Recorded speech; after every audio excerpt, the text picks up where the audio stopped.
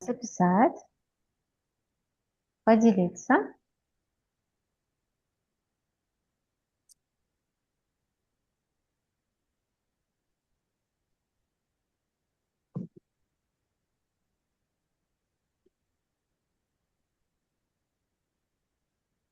Принять. Енді қараңыздар, штука бізде қалай жазылады екен? Штук деп жазылады ма, штука деп жазылады ма? Иә? Оны тура осы жерде қалай бізде жазылып тұр, тура солай таңдап алуымыз қажет. Найти. Ары қарай бізде қарайық. Мұны. Найти далее. Штука 20 элементов дейді, ол бізге керек жоқ, иә? Штук. Найти все. Штука. Условие штука. Тағы да. Найти далее. Вот штука. Мына штука осылай жазылады екен, иә? Значит, біз осыны таңдап аламыз. Сіздер қандай единица измерениемен алатындарыңыз уже өздеріңіз білесіздер, иә? Қандай товар сатып жатырсыздар, соған байланысты. Так, ары қарай кеттік. Мына жерде единица измерениені қоямыз и барлығына былай тарта саламыз. 100 наименование ма, 100 тарта саламыз. Осылай тездетіп жасасаңыздар болады. Количество измерения біреуінде біреу ғана тұрады, иә? Бір деп тоже таңдаймыз. Штучно сатылатындарға штучный. Мысалы, мынау 1-2 деп кетті, ал сіздерде мұны былай тартуларыңыз қажет. Міне біреу. Немесе литрларда, мысалы, 5 литрдікі бір бөлек, 2 литрдікі бір бөлек. Иә? Вот. Сондықтан да қараңыз. Код ТНВ обязательно, иә? Код ТНВ-ті интернеттен іздесеңіздер болады, өздеріңіздің товарларыңызға керегін. И наименование производителя. Производитель ол өзіңіздің компанияңызда жазсаңыздар да болады. Егер де импортер болсаңыз, сіз потому что білмейсіз, ол жақта кімнен келді, негізі өзіңізді жаза берсеңіздер де болады. Ол қателік болып саналмайды. Так, енді жаңа тағда бір сұрақ болып кетті біздерге. Так.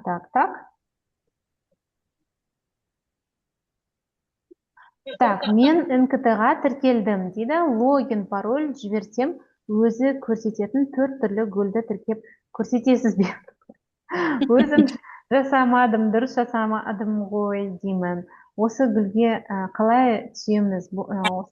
Давайте жіберіп көріңіз.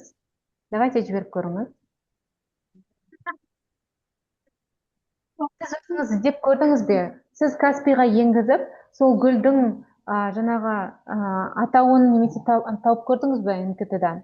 НКТ-дан тауып көріңіз, и сол жерден көрейік, бар ма, жоқ па?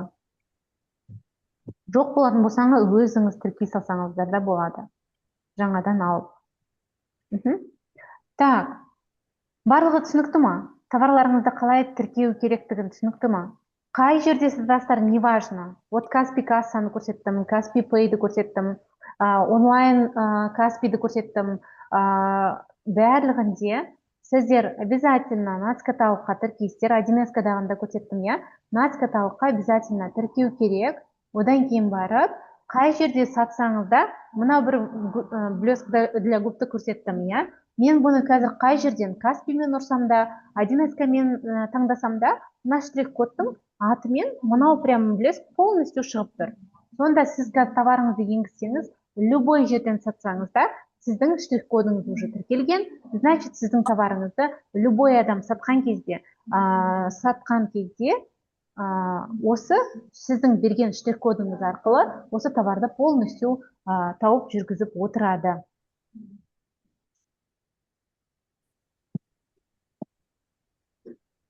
Мен НКТ-ға тіркелмегенмін. Остаток товарға тіркелмей-ақ НКТ товарларды каталогтан тауып сата берсем болады ма? Я, әрине. Мен, например, на губная помаданы тіркеген жоқпын ғой. Но мен Каспиіма кірдім да, мынаның штрих-кодын сканерлап едім, ол пайда болды. Нацкаталог дегеніміз ол остаток товарды жүргізетін жер емес. Ол просто сіздерге штрих-код беретін жер. Міне мен товарды тіркедім, маған мына товарыма штрих-код берді, міне, көрдіңіздер ма? Ол остаток товарды жүргізбейді. Ол тек қана әрбір товарға, әрбір киімге, әрбір затқа штрих-код береді. Просто. И все. Нүкті ме?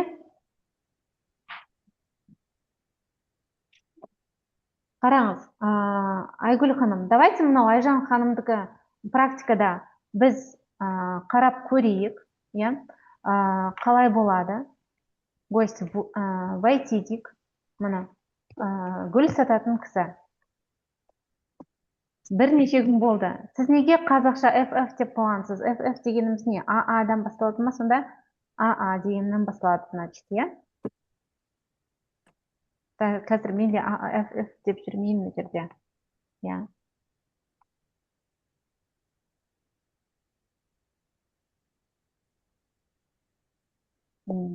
Енді қарайық. Давайте мына кісінің гүлін тіркейік. Неге найди береді мынау? Неге басқаларды қабылдамайды, түсінбеймін мынау каталог. Хром емес, давайте басқа жерден кіріп көрейін. Қазір қарауымыз.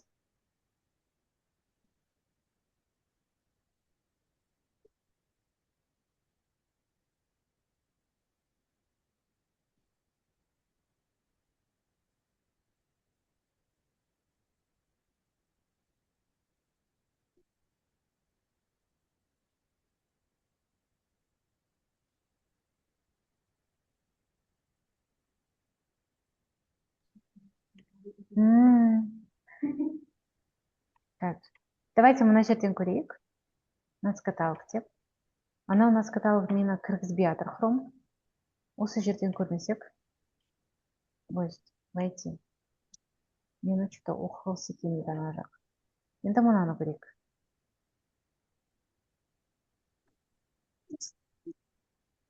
Войти.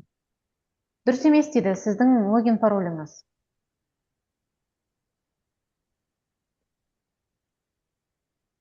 Ханым, сіздің логин пароліңіз дұрыс емес дейді. Все, барлықтарыңызға түсінікті болған шығар, иә?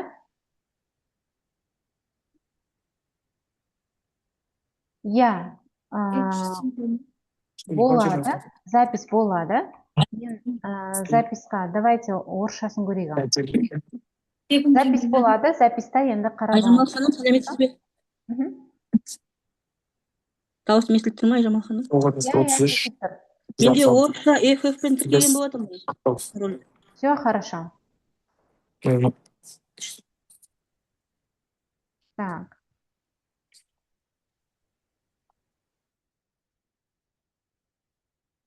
Енді көрейік. Мұны кірдік. Каталог. Принять. Битик, давайте сіздікін тіркеп көрейік. Мынау жерге қазір бұлай енгізейік. Тез мен тіркеп көрсетейін. Максныка. Сіз Қазақстандікі ғой, иә, гүлдеріңіз? Гүлдеріңіз Қазақстандікі ма? Қазақстанда өсіп шығады ма? Неде өзіміз өсіреміз ғой, теплицада. Өздеріңіз өсіресіздер ма? Все хорошо. Онда өздеріңіз өсіретін болсаңыздар, мына жерден қарайық. Қазір мен мынаны бәрін очистить дейін. Очистить дейін. И менде мына жерде страна происхождения. Давайте бұлай қояйын. Енді сіздің компанияның аттарын көрейік. Штук-то зачем? Не үшін штук-то қоясыз маған? Айттым ғой, бұл жерде товардың количествосы жүрмейді. Я? Количествосы маған маңызды емес. Бізге не маңызды? Макси деген не? Макс деген не? Макс деген не ол? Айтыңызшы. Микс деген. Именно осы ассортилар ғой. Осы гүлдерден ассорти ғой. Хорошо, былай қойық. Краткое наименование. Что-то единица. Осылай қоя салайық. Енді қараңыз. Страна Казахстан дейміз, иә? Казахстан деп жаңа бізде үлкен әріппен жазылған, иә, мына жерде. Скопировать. Былай қоямыз. Енді мынаны копировать етеміз. Сіздің ИП-іңіздің аты не? ИП-ның аты?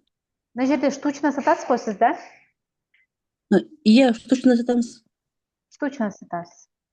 Жаңа штука деп жазылып тұрды, иә? Значит, мен аны былай тарта саламын. Енді сіздің ИП-іңіздің аты не? Қазір. ИП-іңіздің аты не? ИП марказы A.M.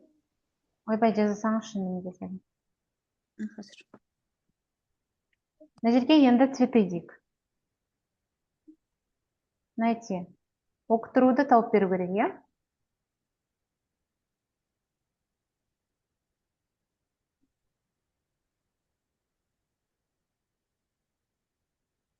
Цветы декоративные дейді. Бізге декоративные из прочих материалов дейді. Ондай да бар екен. Давайте далі көрейік. Қандай цветы бар екен тағы да? Стабилизированные цветы. Это что такое? Кім біледі? Мұндайдардың енді мынау екіншісі дұрыс келетін шығар, да? Декоративные. Давайте осыны көрейік. Из прочих материалов. Неважно, қандай материал, осы оқытыруды қояйық. Осы оқытыруды қояйық. Қойдық. Енді мұны жібереміз. Енді бізде не қалды? Код TNVET қалды, иә? Код TNVET интернеттен көре аласыздар ма? Кім көре алады? Код TNVET цветы қандай? Код TNVET бізде. Сіз атын жаздыңыз ба?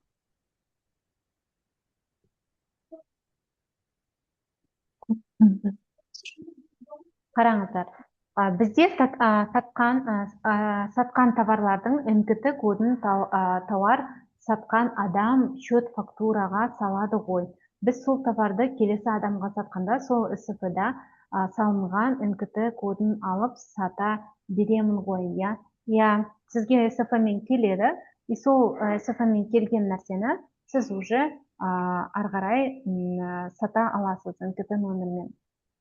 НКТ номермен келген кезде уже приходтасаңыздар. Так. Искусственные дейді. Нет, у нас не искусственные они.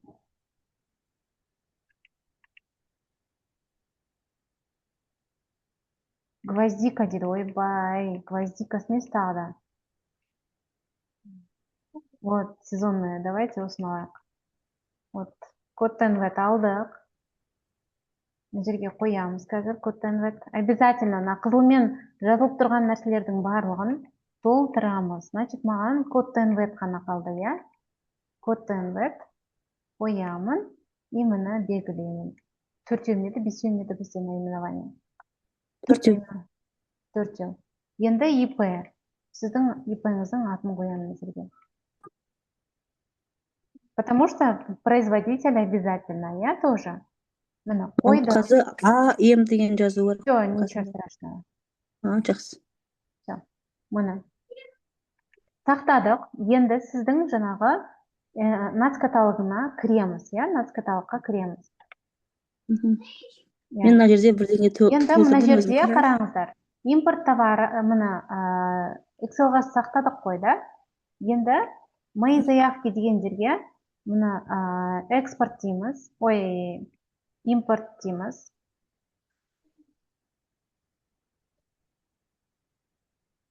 Қақа кетіп қалды ма? Импорт заявок.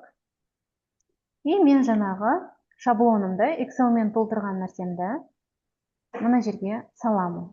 Міне, Excel-мен толтырдым. Мына кісінің гүлін жасап жатырмыз қазір, иә? Міне, гүлді салдық. Енді мынау в обработке деп тұр, иә? Осы енді гүлдеріңізге штрих-код шығады. Сол штрих-кодты 4 түрлі гүліңіздің штрих-кодын аласыз да, распечатка жасайсыз PDF-қа, немесе Word-қа, принтерден аласыз, распечатка жасайсыз да, іліп қоясыз цветочныйыңызға. И сосын ошибка дейді. Ошибка. Қарау керек, қандай ошибка?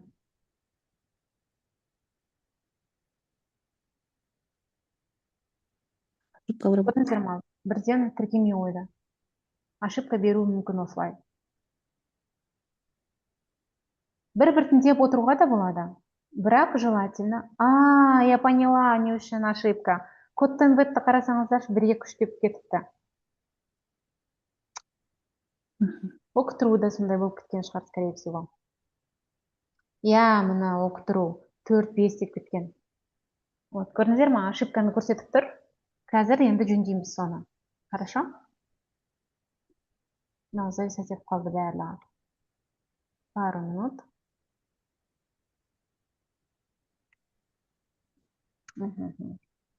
Қазір оқытыруын жөндейміз. Және кодты нвтті жөндейміз, Мына жерде бізде 0 болу керек.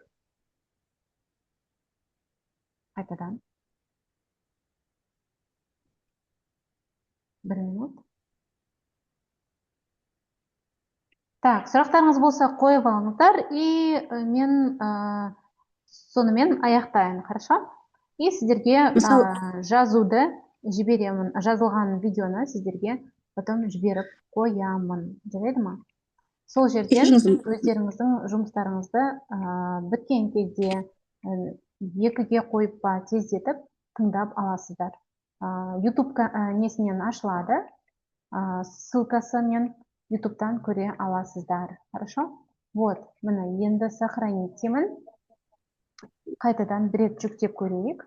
Сонымен бітіреміз. Импортировать.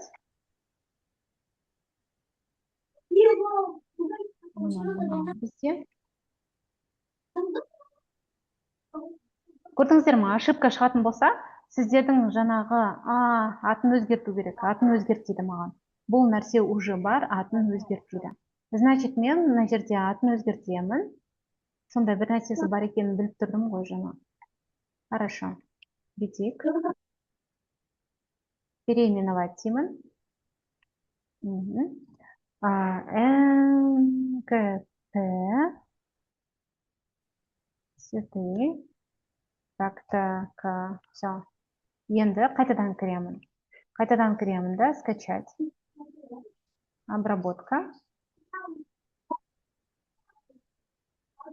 Енді міне. Все. Успешно загружен. Енді қазір көрейік. В обработке дейді, надеюсь, ошибкасы жоқ. Өтіп кетсе, тура гүліне штрих-код алып береміз бұл кісінің.